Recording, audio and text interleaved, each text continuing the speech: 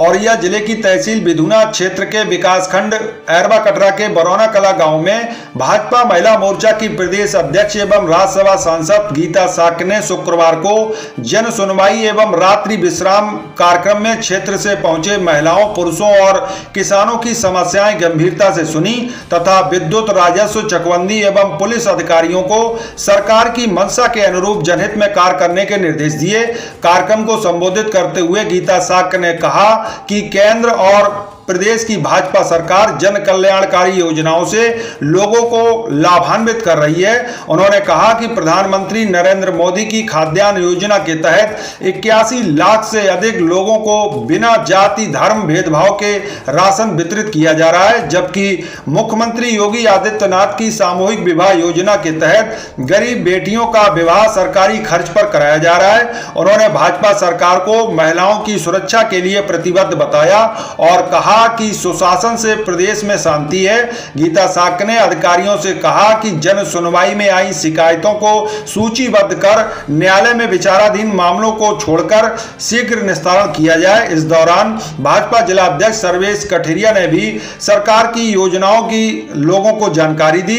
कार्यक्रम में भाजपा युवा मोर्चा के जिला अध्यक्ष मोनू सेंगर, ब्लॉक प्रमुख प्रतिनिधि बिधुना आदर्श ठाकुर, सांसद प्रतिनिधि अनुराग त्रिपाठी, मंडल अध्यक्ष बिधुना संदीप साक, रावेंद्री साक, मनीष तिवारी, अतुल त्रिपाठी, अनुज त्रिपाठी, आलोक दुबे, आदित्य दुबे के अलावा SDM Bidhuna, CO Bidhuna P Puneet Mishra, विकास खंड अधिकारी अरबा कटरा संजीव कुमार पांडे, थाना अध्यक्ष अरबा कटरा गंगादास गौतम और थाना अध्यक्ष कुदरकोट अमर बहादुर सिंह, विद्युत जेई कुलवंत सिंह, सीएससी अधीक्षक अरबा कटरा डॉक्टर मोहित कुमार, संजीव कुमार यादव प्रधान प्रतिनिधि के अलावा सुधीर कुमार श्रीवास्तव, डॉक्टर अनिल यादव सहित बड़ी संख्या में क्षेत्र के लोग और भाजपा कार्यकर्ता मौजूद रहे। आइए सुनते हैं इस मौके पर भाजपा राज्यसभा सांसद गीता साक्य अपने संबोधन में क्या कुछ कह रही हैं। आप सभी लोग जान रहे हैं कि भारतीय जनता पार्टी की केंद्र में सरकार 12 वर्ष पूरे हुए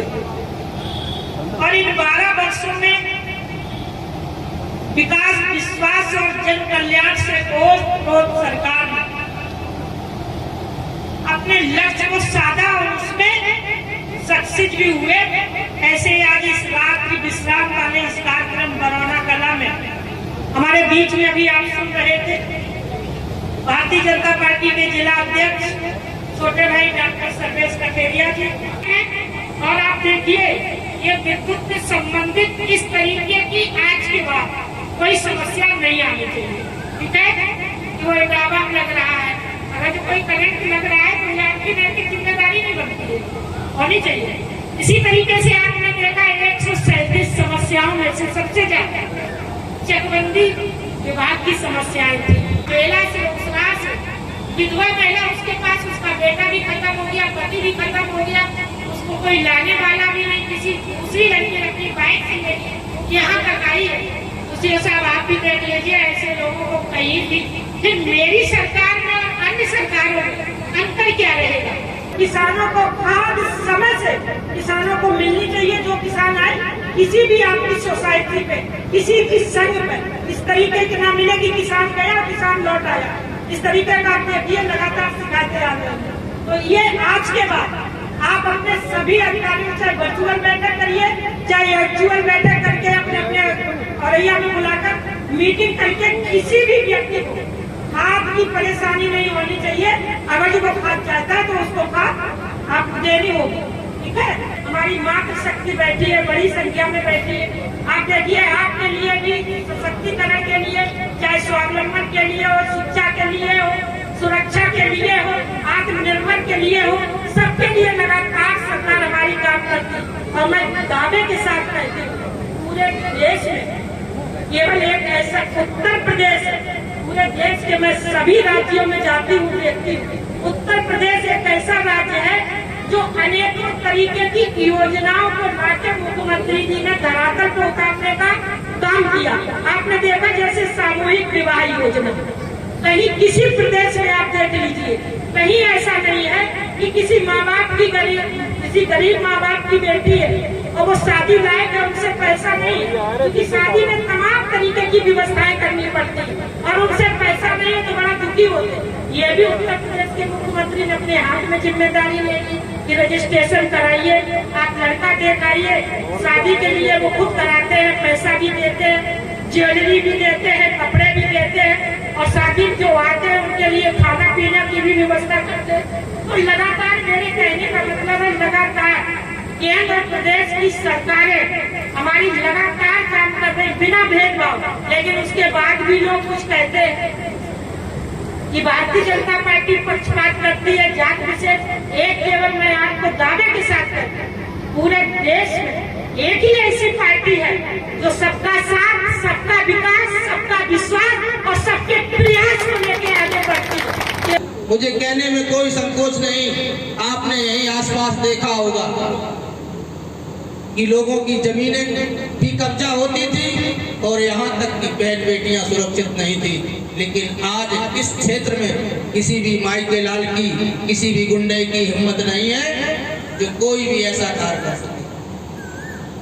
आज आप सब लोग इस चौपाल के माध्यम से यहाँ इकट्ठे हुए, आपकी सब जो भी समस्याएं आई उनका निराकरण करने का काम आदरणीय दीदी जी द्वारा हुआ।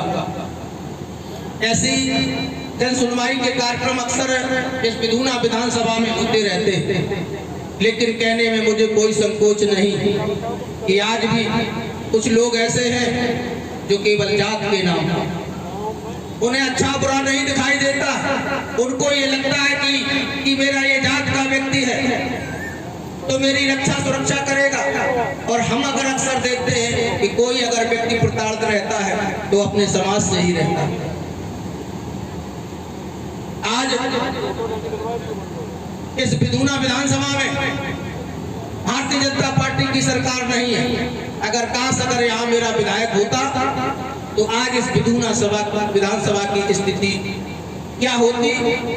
आज जो नल और नाली वाली भी समस्याएं आती थी तो कुछ दीदी द्वारा और जो मेरा विधायक होता, मेरा सांसद होता, वो पूर्ण करता। मैं आप सब लोगों से निवेदन करना चाहता हूँ कि वास्तव में अब दूसरी सरकार के सपने भी नहीं देखना। जब बंगाल जैसे में भारतीय जनता पार्टी की पुनः सरकार बनी है, इस उत्तर प्रदेश में भी 2027 में पुनः भारतीय जनता पार्टी की सरकार बनेगी।